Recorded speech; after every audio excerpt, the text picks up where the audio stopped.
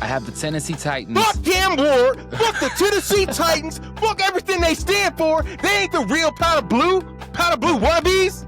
They're the real powder blue. And I got them winning 10 games this season under second-year head coach Brian Callahan, second-year offensive coordinator Nick Holtz, second-year defensive coordinator Denard Wilson, and fuck everybody else because it doesn't matter. Our offense, let's see what our offense looks like this year. We got Cam Ward, #1 pick, who's going to be the Steve McNair 2.0. Mark my fucking words. How do you feel about Cam Ward? Well, they know. Cam Ward's the shit. Wide receivers, I think we're kind of stacked this year with Calvin Ridley, Tyler Lockett, Van Jefferson as our third option. I think our offense might really take off this year if Cam Ward can stay comfortable in the pocket, stay patient in the pocket. Tight end, we got Chig Okonkwo. That motherfucker's a stud. He's fast. He's speedy. He kind of reminds me of Talking about Delaney Walker? Delaney Walker, yes. How he remind you of Delaney Walker because he's black and plays tight end? The way he can, he gets open over the middle and his breakaway speed. Like, even though Delaney Walker was older when we got him, if he caught the ball and he was open in the middle, he's gone. He's going to be gone. And I don't know why the 49ers never used him that way. All right, let's talk about this receiving core that you're super high on. Tyler Lockett. He's been a great veteran, right? Great veteran presence. He's Absolutely. a great deep ball wide receiver. He knows how to avoid injuries. However, he is aging. Calvin Ridley, solid wide receiver once upon a time. We haven't seen much from him since. Why? Because he keeps getting suspended. And I imagine his little gambling addiction is going to get him off the field. But he still had over 1,000 receiving yards last year with fucking Will Levis. Come on, man. That's saying something. Will Levis was like the best Titans quarterback of the last 5 years. We could trade that motherfucker for a jar of mayonnaise, and I would not be depressed about it at all. Fuck Will Levis. Will Levis, if you're watching this, fuck you. I'll fuck you. I'll challenge you to a boxing match. YouTube boxing match, $1 million. Come see me. The views expressed in this podcast do not represent the Midlife Hour. They represent Bob Arkadian. How do I think the Titans want to play this season? It's going to be a West Coast type passing game.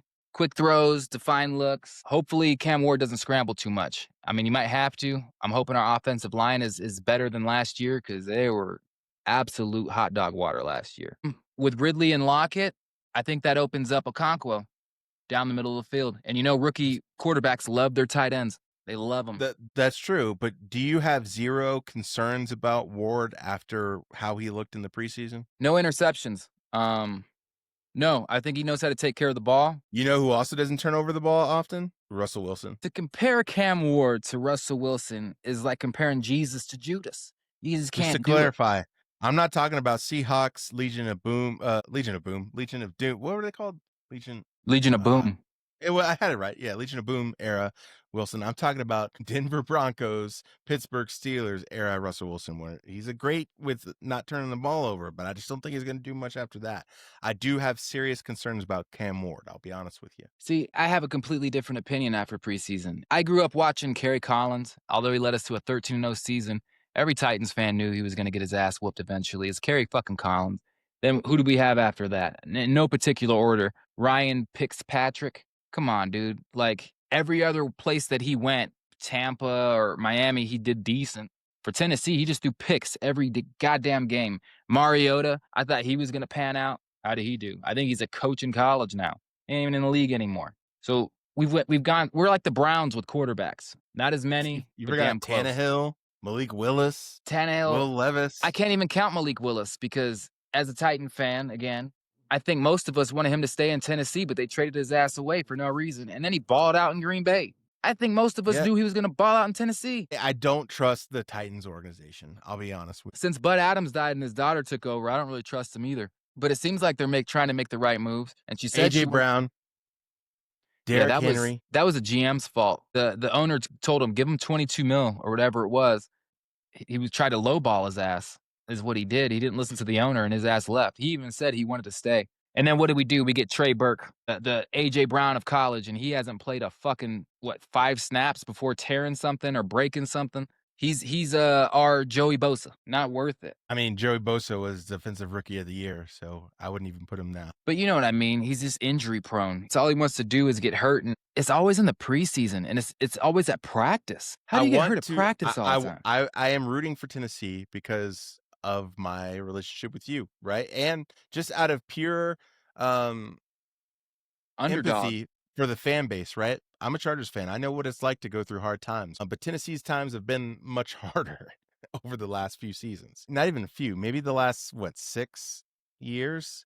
Like, because Man, even with Derrick 6 Henry, years? they couldn't get over the hill. It's been a struggle since 2001. 6 years? Dog, we've been doing It's shit been a dirty struggle for since the Chronic. It's been a struggle since the Chronic. And I remember when they traded away Steve McNair to fucking Baltimore, who was our rival at that time. Like they've been doing shit wrong for a long time. And then they traded, I can't remember if they released or traded Eddie George to Dallas Cowboys for a year. But you're talking about two Hall of Famers. Legitimately, whether anybody thinks opposite, Steve McNair is a Hall of Famer.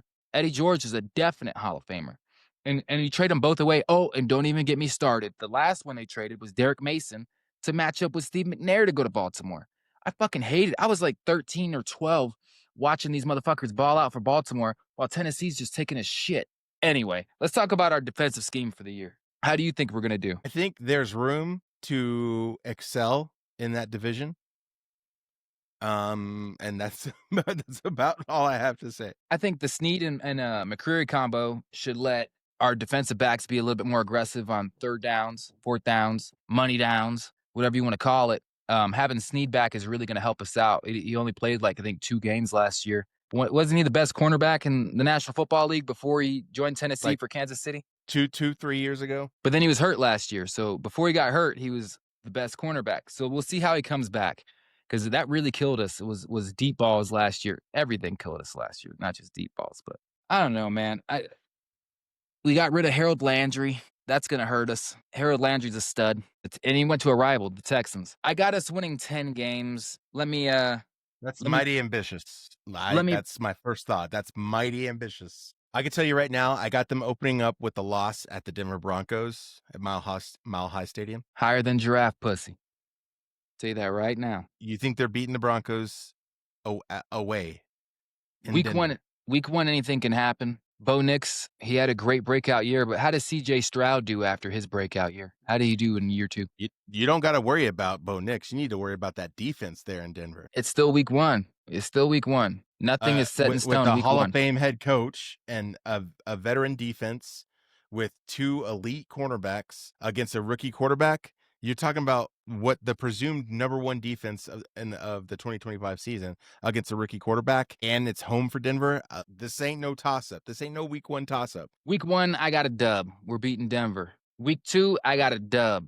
We're beating the Rams. Week 3 is a guaranteed dub against the Indianapolis Colts and the new starter, Daniel Jones, who's absolute dog shit. Finally, we agree. Week 4, I got another dub. That's the Houston Texans. That's a quick 4-0. I actually got us going 5-0 because week 5, we're going to beat the Cardinals. Week 6, we're going to beat the Raiders. That's 6. Now, here's where it gets weird. I think we're going to lose New England. I do. And that's because it's going to be a Mike Vrabel rematch. Well, not a rematch, but that's our old coach, right? And I think he's really going to stick it to us on that fucking game. That's how shit seems to work, right? Week 8, I think the Colts will get us back, even though they have Daniel Jones. Oh, man. I got us beating the Chargers. It's going to happen. We didn't... Dude, I swear. Usually, no, continue. Hang on. Usually, I'm listening to this delusional take. Like every single week to week. Go ahead. Continue. Usually, like when we play the Chargers, it's we win 1, lose 1. Win 1, lose 1. Win 1. It seems to go back and forth, right? So we've lost you guys twice in the past 2 years. We're due to beat you guys. And then we have our bye week. I just want to make a note that that's the way Babito analyzes sports. He's like, they're due for a win. It's like has nothing to do with the matchup, the offense, the defense, the scheme, the experience of the different teams, the location of the game, which part of the season, who they're coming off of. They're traveling to the West Coast. None of that. Just they're due for a win. Okay. All right. I got you. So with that, we're at 7 wins for the season after the Chargers ass whooping. We're going to blow you guys out. Then we have a bye. I got us beating the Texans again, tell you the truth. You're going to sweep the Texans. We're going to sweep the Texans this year. C.J. Stroud had a shit year last year. Okay. We're going to sweep them. Okay. So that would put us at 8 wins. We'll lose to the Seahawks because we seem to just lose to the Seahawks. Beat Jacksonville. We'll beat the Browns, clearly. Lose to the San Francisco 49ers. Lose to the Kansas City Chiefs. Lose to the New Orleans Saints. And we'll beat the San Francisco, and we'll beat the Jacksonville Jaguars, and that'll put us at 10-7. You're gonna sweep the Texans, but you're gonna lose to New Orleans. We're gonna lose New Orleans. Certain teams we just lose to. I don't know why that is. Okay. Well, what's your final tally so I can go through mine? 10-7. 10-7. Here's what I got.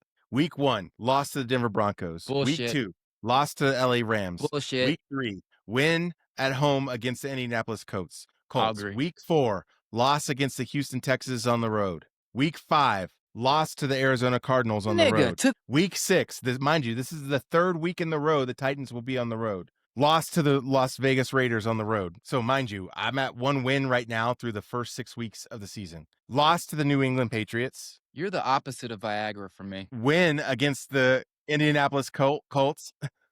So I got you sweeping the Colts. So you're 2-6 and by week 8. Loss against the Chargers. Loss against the Houston Texans at home. Loss against the Seattle Seahawks. Win against the Jacksonville Jaguars. So that's 3 wins by week 13. Win against the Cleveland Browns. That's the 4th win of the season. Week 15, that's a loss against the San Francisco 49ers. A loss against the Kansas City Chiefs. A win against the New Orleans Saints for the 5th win of the season.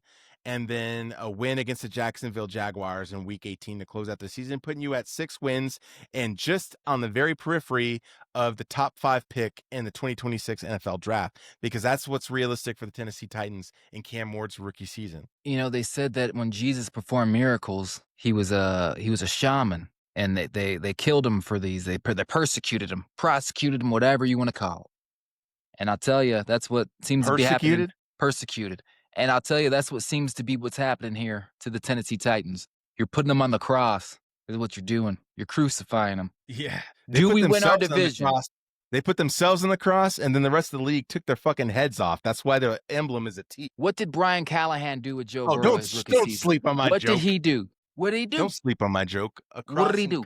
What did he do? 5 wins. 5 wins. Why can't you be realistic? Why are you setting yourself up for such disappointment? How good was Washington before they got J.D. Daniels? Washington had Terry McLaurin. How good was the team before they got him? They're a team that was a quarterback away. Nigga, no. They had a terrible defense. Their offense No, they did not have a terrible defense. Yes, they did. They didn't. No, they had a good defense. They had an offense that did not have a quarterback. They had a good tight end. They had 2 good running backs, and they had 2 good wide receivers. They did not have a quarterback. And they play in a very, very difficult division, unlike the Titans, who play in a very weak division and have still struggled. They were booty butt cheeks since they got RG3. They were booty butt cheeks since that injury to RG3. Then Kirk Cousins took over, booty butt cheeks. And then who was their quarterbacks after that? Booty butt cheeks. And then Daniels comes in and he's the fucking Messiah. And he comes in and saves the day. Shout out him, Marlon Wayans. I'll be watching that. We'll win our division this year. Mark my words. I'll bet you the new pair of shoes that come out for the Chargers or the Titans. Are you saying the AFC South are all going to be drafting in the top 5? Because that's the only way you win the division. The AFC South is arguably, well, for years it was, the maybe worst not anymore, division in NFL. football.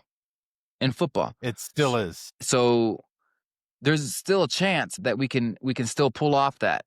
We usually play Houston pretty good because we're the real Houston, right? So it's always like a big thing for us. Jacksonville. If you're the real Houston, then the Ravens are the real Browns. They are the real Browns. My dad's still mad about that shit. He always says, we didn't even know they were leaving town. They left in the middle of the night and went to Baltimore. That's so fucked up, man. That's cold. And then 2 years later, they win the Super Bowl in Baltimore? That's so cold. That is so cold. Anyway, I got us 10-7.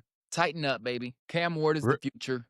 Reverse that order, and I might agree with you. McNair 2.0, right here. R.I.P. R.I.P. This has been the Midlife Hour. R.I.P. to the 2025 Tennessee Titans season. You know what? I'm just going to end this. I don't feel safe anymore. My mental safeness is gone. Just remember, you created this hostility with your delusional take. But if it comes to fruition, it's not. You know what? How about you guys let us know in the comments who is more accurate with their prediction for the 2025 Tennessee Titans? Arkadian or DP Grizzly? Let us know who's more accurate and why. Let us know what your prediction is, right? Because what the fuck do we know? We're just a bunch of dumbasses who go to work, come home, watch a couple sports games, try to pay attention to our apps, but we're not experts. So We'll listen to you guys. Let us know. Stay black. I sub up. All I wanna know is, can I eat a sub? I sub up. All I